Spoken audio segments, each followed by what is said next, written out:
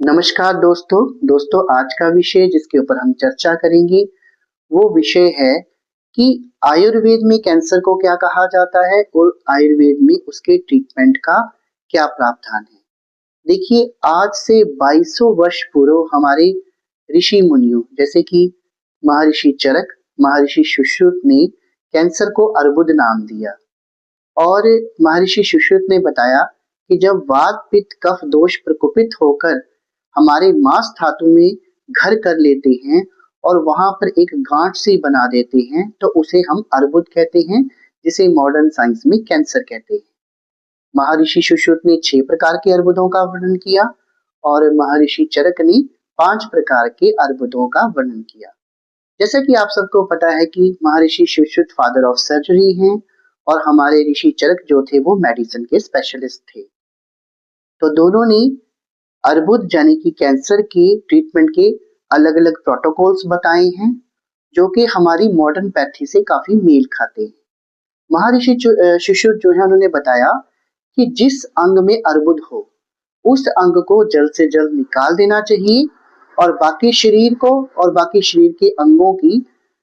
रसायन और अन्य हर्बल औषधियों से रक्षा करनी चाहिए। महर्षि जो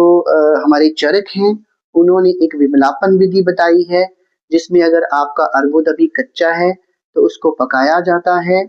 और पकाने के बाद उसका जो है वो ट्रीटमेंट किया जाता है।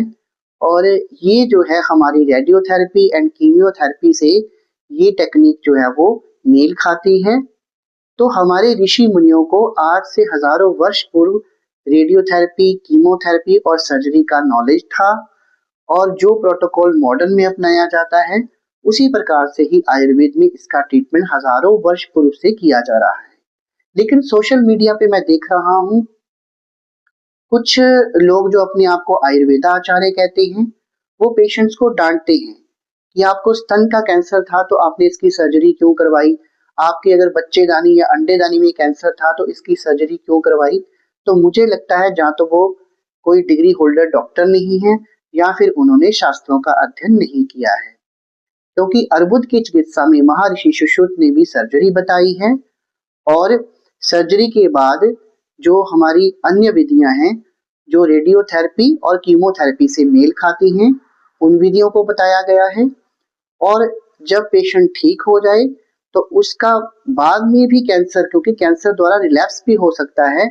उसके बचाव के लिए रसायन थेरेपी बताई गई है और हर्बल थेरेपी बताई गई है। इसके अलावा जैसे मैंने आपको बताया था कि